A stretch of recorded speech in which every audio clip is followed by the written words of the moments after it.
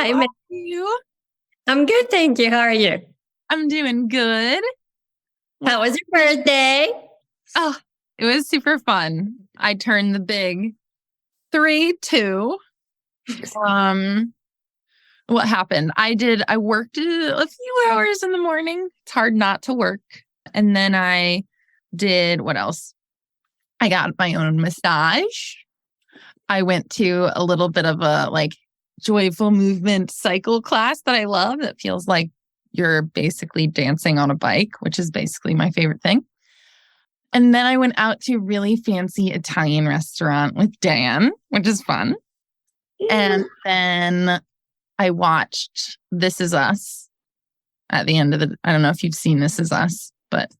No, because everyone says that it's a very cry-inducing show. And so I know I will be basically crying when I watch it, probably the whole time, knowing me. So I'm postponing that for, I don't know when, but when I will want to intentionally make myself cry.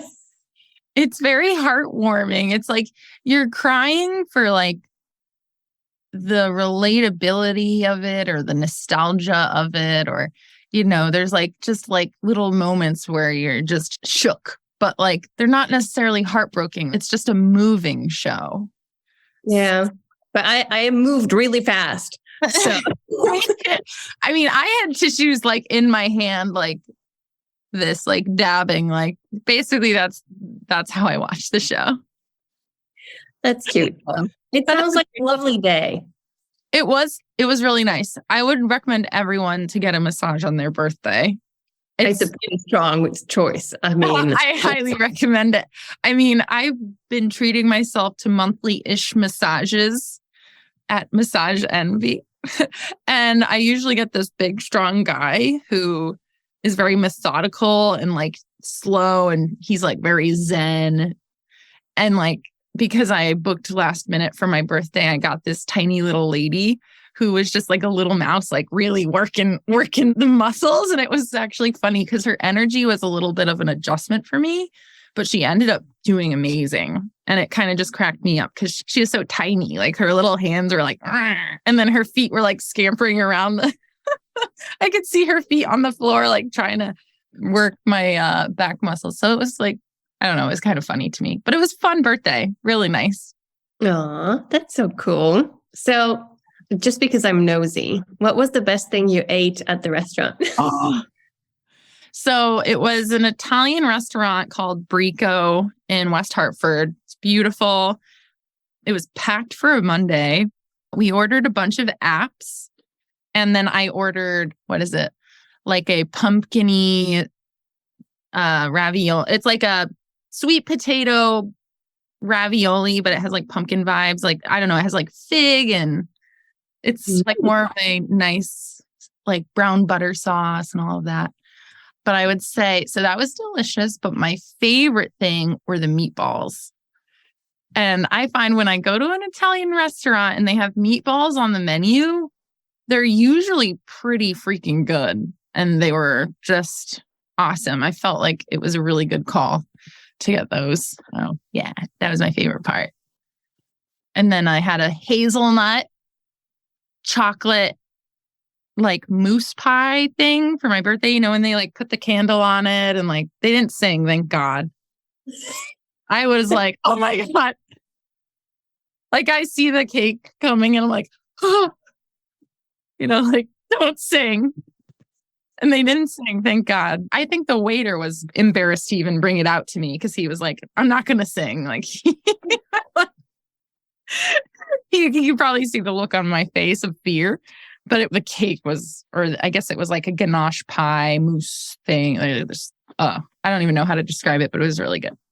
I mean, hazelnut chocolate sounds like a dream. What is there not to like? So, yeah. And I love the thank God they didn't sing.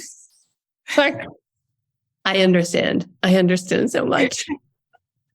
Thank God. And then the thing I just realized is I think restaurants have stopped doing that. Because I haven't heard singing in restaurants in a long time. I don't know. I mean, I feel like every time I was in the US and there's something happening, there would always like 3 to 5 people singing around the table. And I would be like, holy crap. Like, I do not want that. Like, if someone does that to me, it's just like, I'm done. I'm gone. Oh, yeah. It's mortifying. And you can tell the servers don't want anything to do with it. So it's like half-hearted, like, I'm doing this because I have to energy.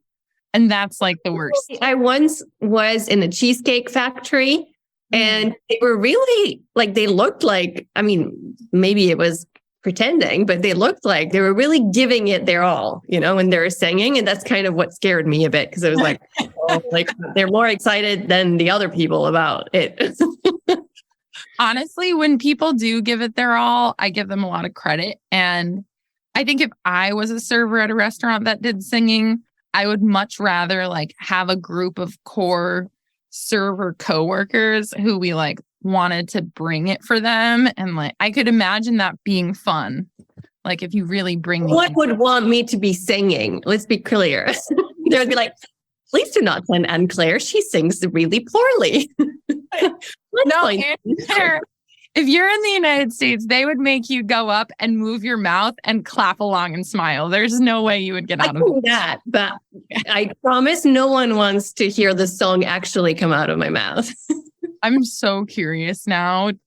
I could imagine you either not being that bad or being totally tone deaf.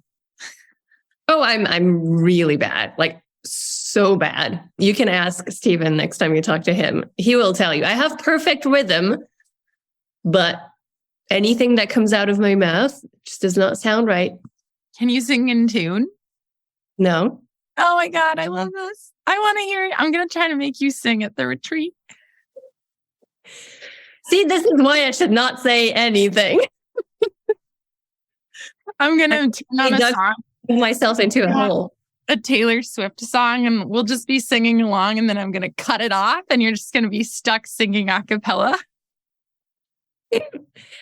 It's going to be great. And then we're going to get kicked out forever from Portugal. You're going to get arrested for being terrible at singing. It could happen. It genuinely is that bad. But you just reminded me that we're supposed to talk about other to talk about stuff. We've been chatty today. We've been pretty chatty. It's fine. We collected a few questions over on Instagram on the Recovery Collective. And before we dive into the questions, I wanted to maybe let you introduce what the Recovery Collective even is, in case someone doesn't know what that's about yet. Well, don't mind if I do, because I love the Recovery Collective. So the Recovery Collective is an online community. It's a global community focused on eating disorder recovery for people who are recovering from their eating disorders. So Anne Claire and I are the co-founders of this, and it's not a replacement for treatment. So I don't want any of you to think that that's what it is, but it's honestly the most amazing adjunct to whatever treatment you are currently doing. So it's a little bit of a touch point energizer piece of your recovery puzzle that I highly recommend. And so every month we offer, I would say, about 12 to 13 hours of live events, which is pretty amazing. And we'll dive into more about what those look like, but it's a great opportunity to like no longer isolate in your eating disorder and reach out to people and build community and friendships with people who understand. And I think the coolest part is when you join the community, you don't have to explain your eating disorder, right? You don't have to defend your eating disorder. You show up in there and everybody, it's kind of like a known fact. If you're in there, you're in recovery. We have the same shared goal, which is making progress towards healing, right? And it's just amazing. I could go on and on, but that's my quick summary. I love it. And actually, it's a good intro for the first question we received, because some lovely human is asking, what kind of events even happen in the Recovery Collective? So do you want to introduce like what happens on repeat, what's different every month?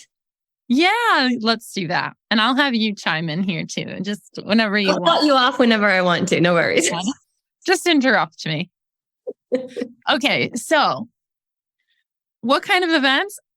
There is a variety, a big variety. So first of all, we always have a guest speaker come in once a month, which is pretty much a highlight for the community. It's something we look forward to every month.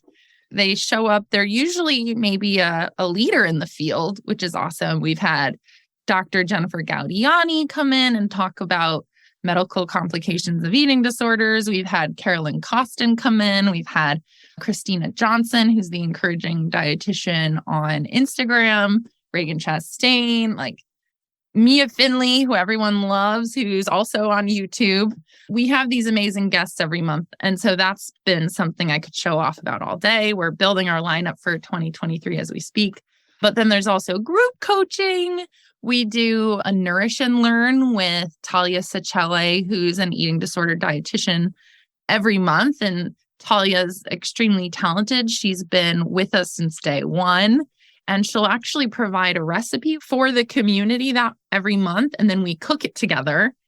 And then we use that time to also do like a little nutrition Q&A. So if you have your nutrition questions, you at least get a touch point with a dietitian once a month.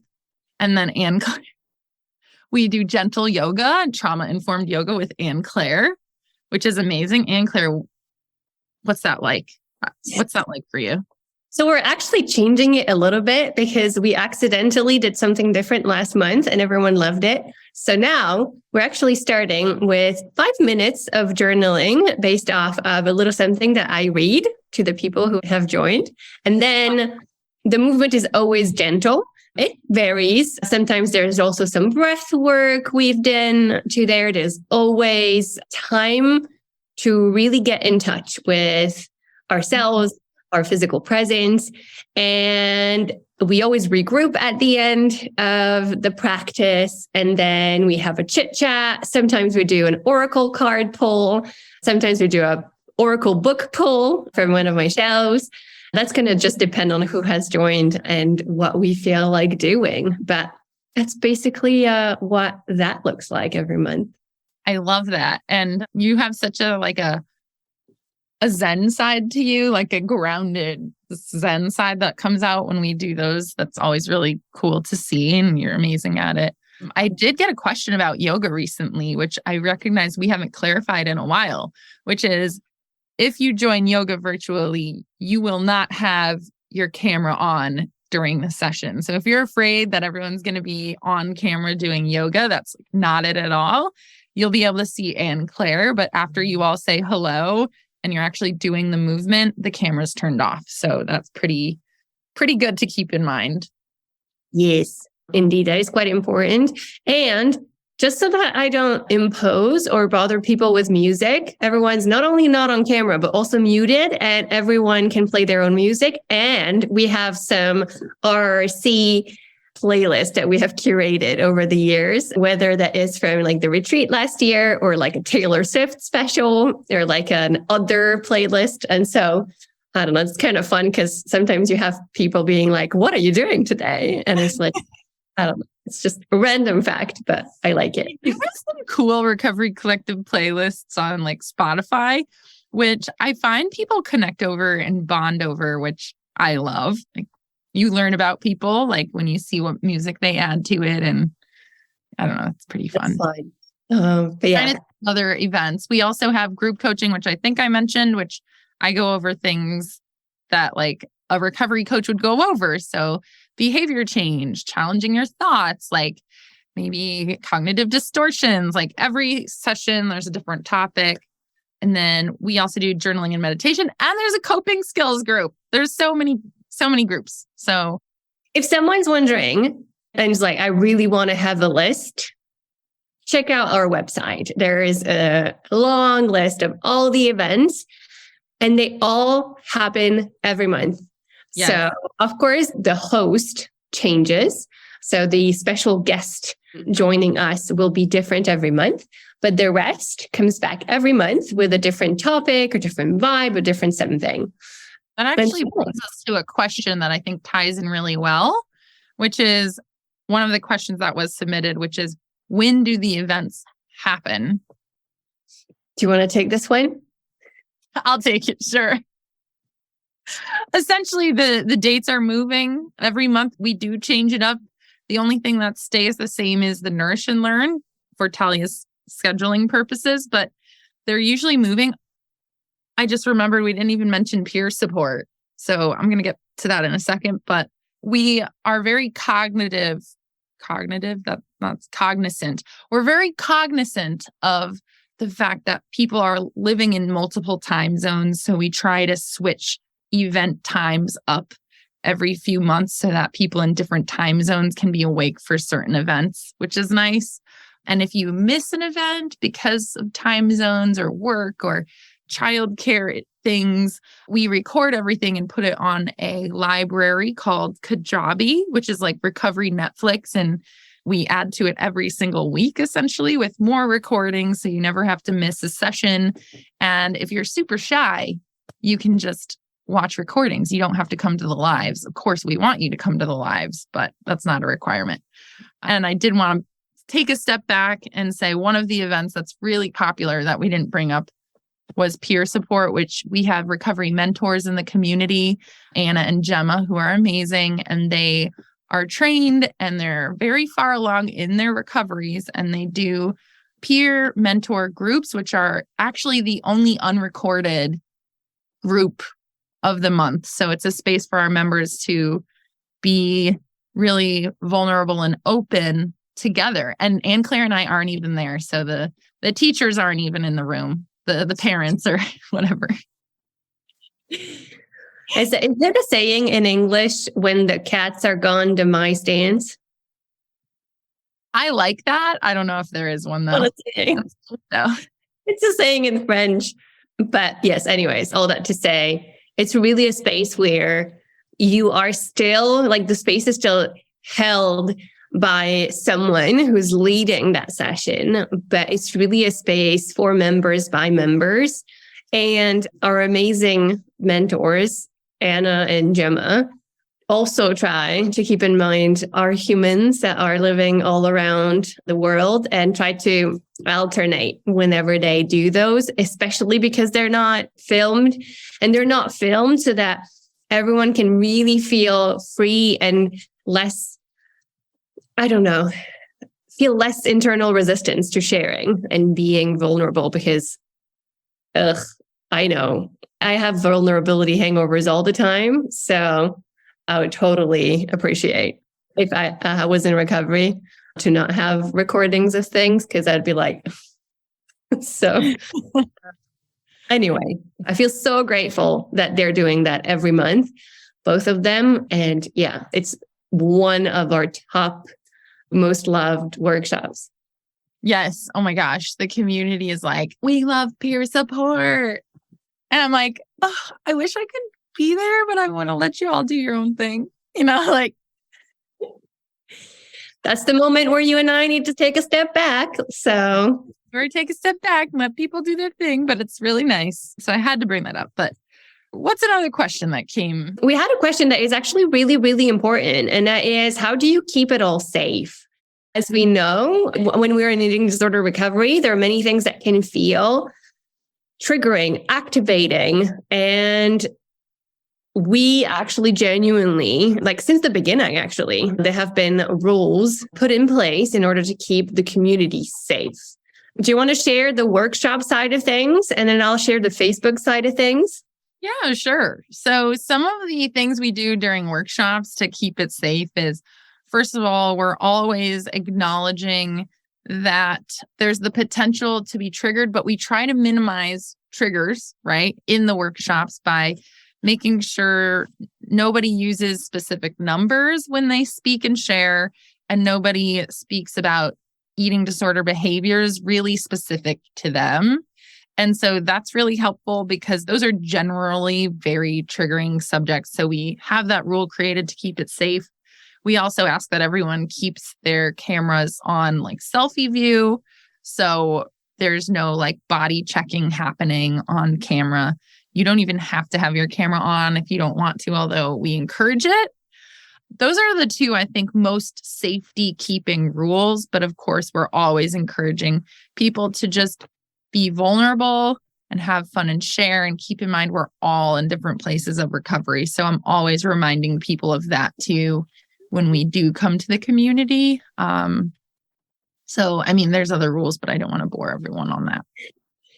The same ideas are really reflected in the way that we managed a Facebook group. So we have a private Facebook community that is only accessible and visible when you get an invite to join us and when you find us. And we moderate every post that gets made in the group. So that allows us to simply, again, make sure that those same rules plus others, maybe more obvious ones, but like staying kind. And when we reach out, even if when we are having a wobble, to reach out in a way where we're asking for help and not being closed off. That's really important, right? Because this is something that the community is there for. We want to limit triggers. Again, same ideas. We love when people share things that are happening in their lives, but we also don't want any body check-in comparisons and stuff to happen through pictures. So the same ideas apply there. And like I said, we moderate it fully so that we can keep our little community as safe as possible. We know that in order for healing work to happen, we need to have a space where people can feel that being brave is okay because it's a safe container, a safe space, a safe time, a safe group of humans that are there receiving the words and responding. Although I will say, members are just freaking awesome.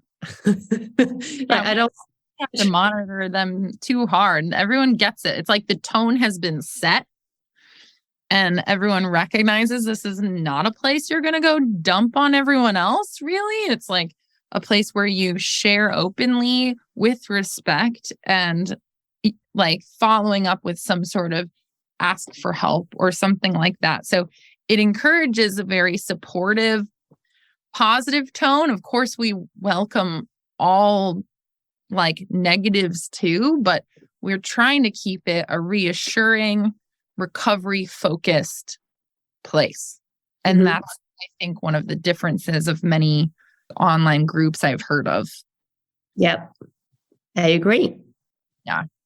I'm so proud of this group, by the way. Like yesterday, I went to the Facebook group just so I could marvel at how much everyone's supporting each other right now. Like we have a few people in higher level of care and a member who's going to higher level of care soon. And everyone is just like really supporting this person. And it's really fun to watch. There's like so many comments on that post and other posts that people share. So I just love it.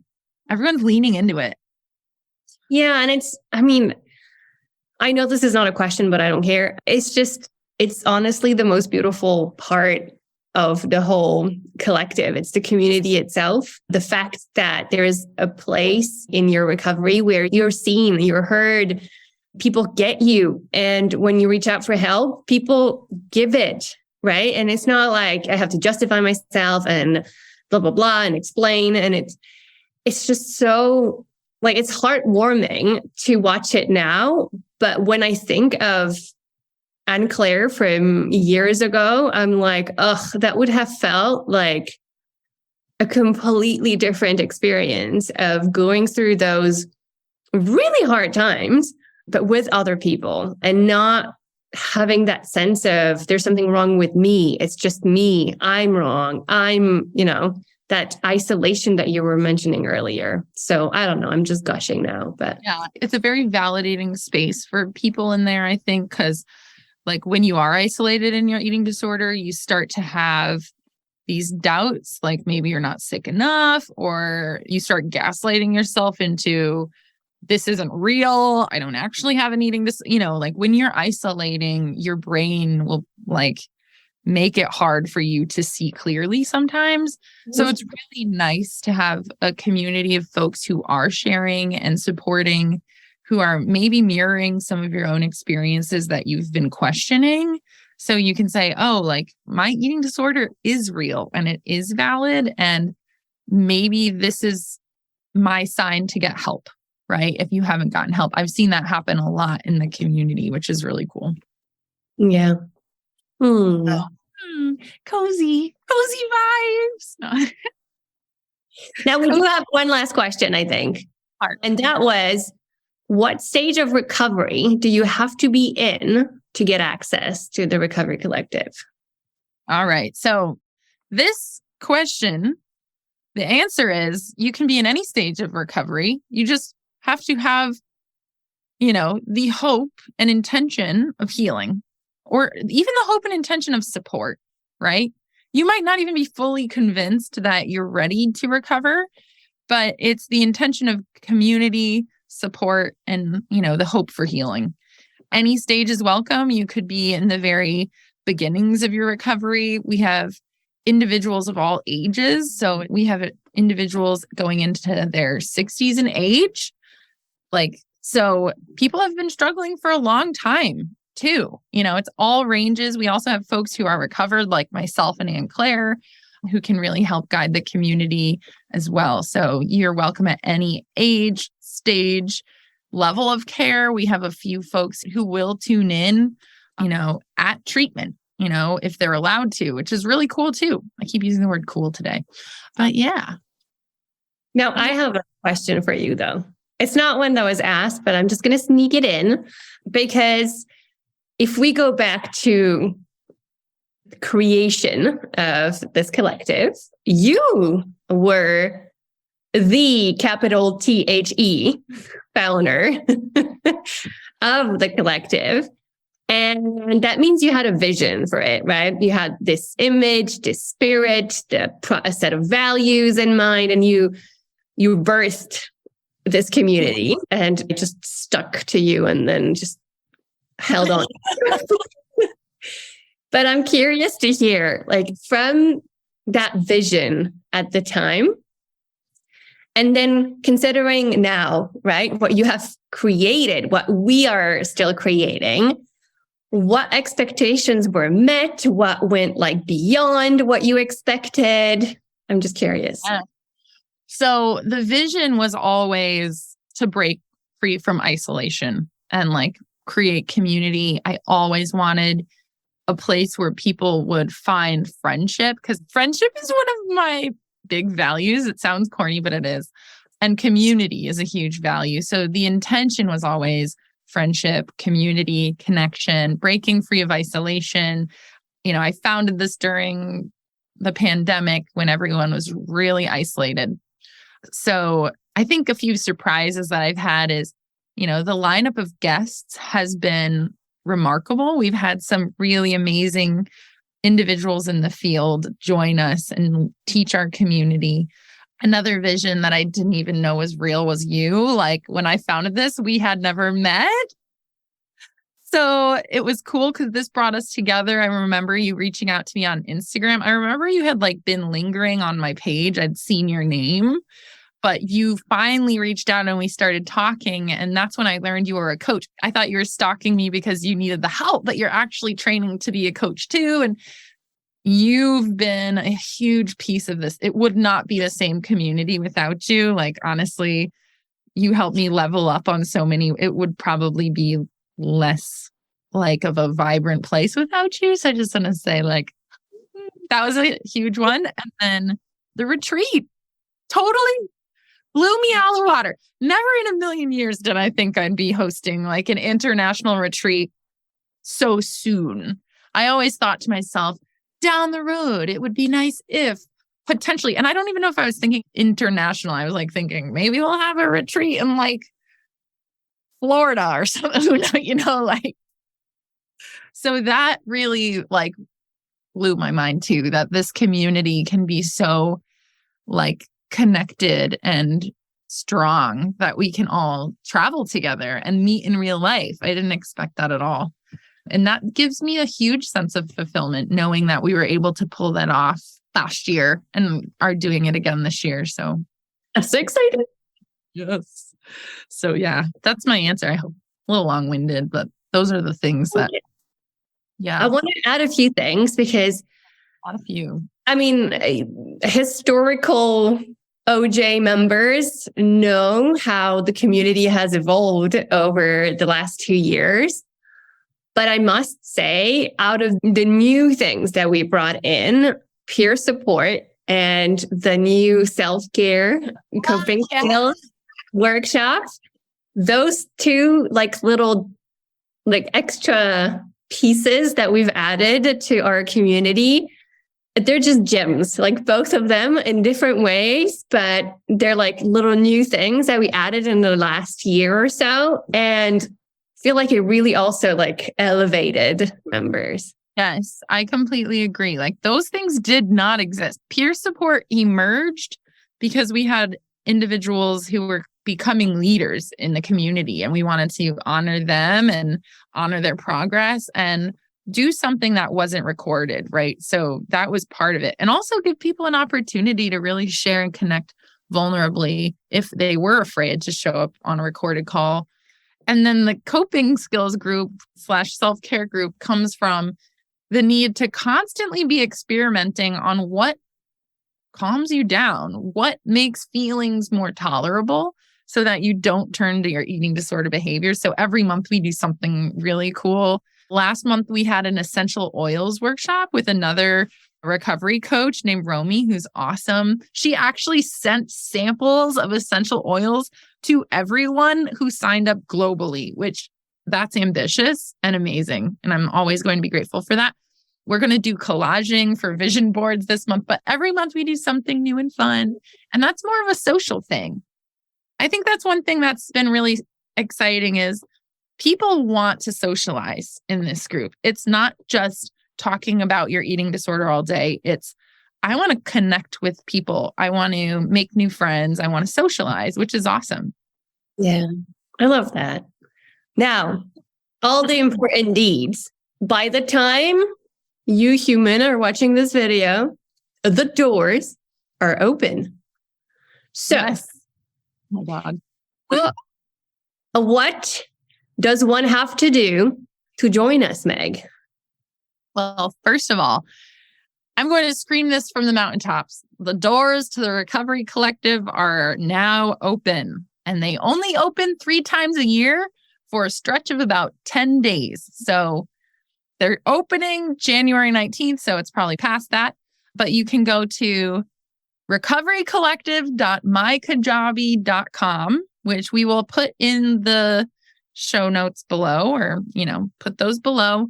And you can also comment, ask questions about the community here, but you can join. And if you join before February 1st, you will get all of the 2022 recordings. And we don't offer this to anybody past February 1st. So if you want, and it's no additional cost, you don't have to pay for that year. It's included in your membership. That's going to be, I think it's 70 hours, 80. I actually haven't done the math. It could be up to 90 hours, to be honest.